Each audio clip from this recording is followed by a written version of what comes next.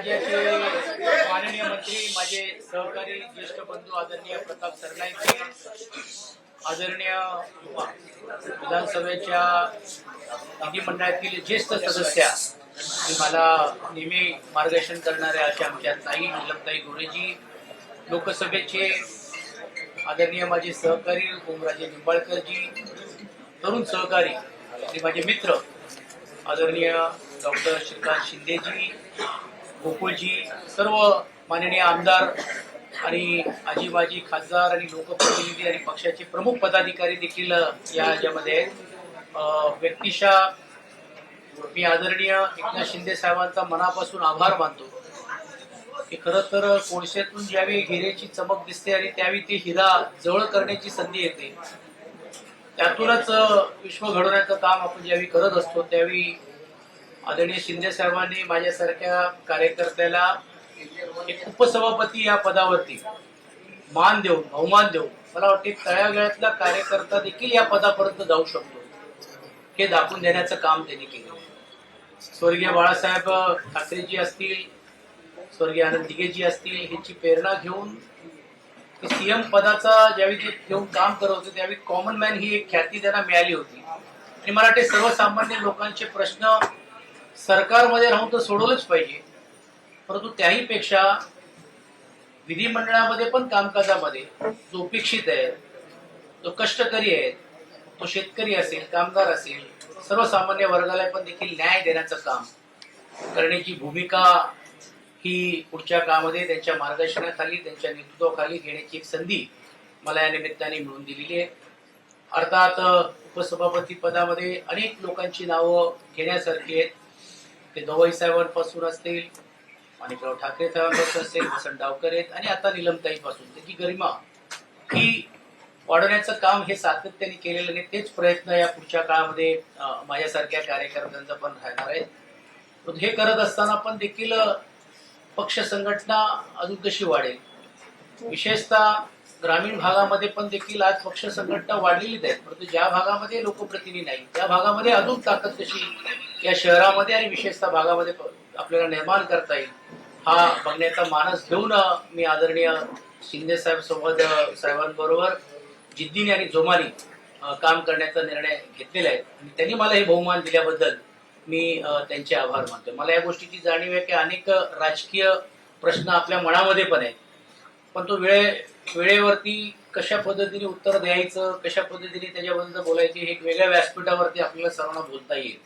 ठीक आहे, आता काही टीका करतील, आरोप करतील, परंतु जोपर्यंत जसं शिंदे साहेबांनी सांगितलं की जोपर्यंत आम्ही बरोबर आहोत तोपर्यंत चांगले आहोत, आम्ही नाही आहोत तर मग ते कसे नालायक आहेत असा जो प्रयत्न काही लोकांच्या बद्दल होतो हे दुर्दैवी आहे. म्हणूनच मला असं वाटतं की ते एका वेगळ्या व्यासपीठावरती ती भूमिका निश्चितपणे मी मांडेन. परत एकदा आपल्या सर्वांचं स्वागत, आभार आणि विशेषतः आदरणीय शिंदे साहेबांनी जी जबाबदारी दिलेली आहे पूर्ण ताकदीने ती मी निभवल्याशिवाय राहणार नाही हा आत्मविश्वास मी.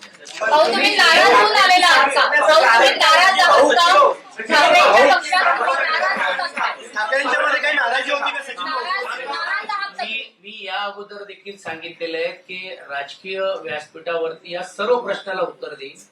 आता पहिली प्रतिक्रिया तर येऊ दे, आता हळूहळू यायला लागलेली आहेत. कोण सांगतोय मी गट ठेव राहणार आहेत, कोण म्हणतोय की बा हे स्वार्थासाठी आले, कोण म्हणतो काय काय गोष्टी आहेत. तर ते वेगळ्या व्यासपीठावरती बोलता येईल, कारण ज्यावेळी आपल्याकडे लोक येतात त्यावेळी तुम्ही स्वार्थाचा विचार करत नाही, आपल्याकडे जातात तर स्वार्थासाठी विचार करतात. हे जी म्हणणारी जी ख्याती जी लोकांची ती मी बोलीन आणि वेळेवरती योग्य रीतीने योग्य उत्तर देईल.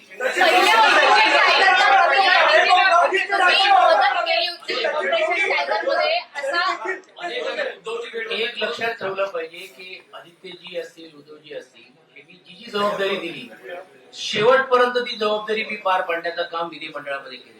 आदरणीय शिंदे साहेब पण त्या गोष्टीला साक्षीला आहे. एक पक्षाची ज्यावेळी भूमिका असते किंवा एक विचार असतो त्यावेळी आपण ती भूमिका ज्यासाठी आपण आहोत मांडण्याचं काम आपण करतो. जिकडे अयोग्य वाटत नाही, जिकडे योग्य वाटलं असेल तिकडे शासनाचं कौतुक देखील केलेलं आहे.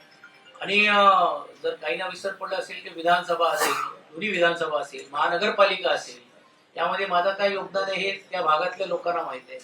पुणे जिल्ह्याच्या 21 विधानसभेमध्ये पण देखील संघटना म्हणून घेऊन तिकडे काम करत असतानाची जबाबदारी आहे. त्या कार्यकर्त्यांनाही देखील तुम्ही विचारलं तर ते समजेल. आता ठीक आहे, काही लोकांना असं वाटतं की आम्ही तो बाकी कोण नाही त्याची भूमिका आहे. वरळीतून निवडणूक लढवणार का? तुम्ही वरळीतून निवडणूक लढवणार का? सचिन भाऊ, वरळीतून निवडणूक लढवणार का? हे एकनाथ शिंदे साहेब जी जबाबदारी देतील ती जबाबदारी पूर्ण ताकदीने मी पार पाडणार.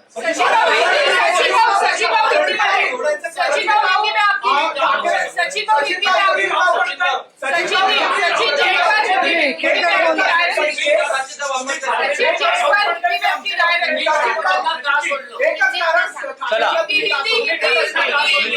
बघा, आज एक लक्षात घ्या की मी पक्ष कुठचाही सोडलेला नाही. ते तांत्रिक मुद्द्याबद्दल आपण वेगळ्या व्यासपीठावरती आपण बोलू.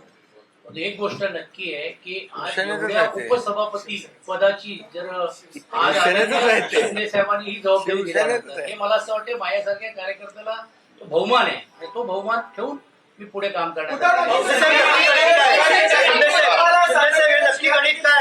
अरे बाबा, जेव्हा ते मी आधीच सांगितलं, जेव्हा ते आमदार झाले तेव्हा आम्ही त्यांना मतदान केलेलं आहे.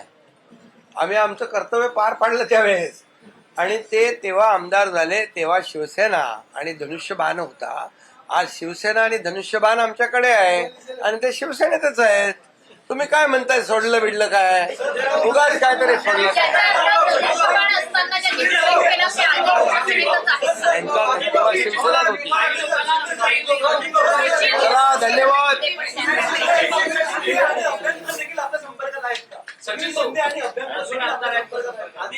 अरे बाबा, आज फक्त सचिन अहिरांचं घ्या. काही लोकांना उद्धव ठाकरे भेटत नाहीत म्हणून ते जातात, काही आदित्य भेटत नाहीत म्हणून जातात. तुम्ही तर दोघांबरोबर होता. नाही, माझा असा काही अनुभव नाहीये. एक गोष्ट स्पष्ट मी सांगतोय. पण मी जसं सांगितल्याप्रमाणे स्वर्गीय बाळासाहेब ठाकरे यांचा विचार घेऊन ज्या पद्धतीने शिंदे साहेब काम करतात तो आकर्षण आहेच ना, कोणीच न करतात. आणि हे माझ्या पुरतं नाहीये.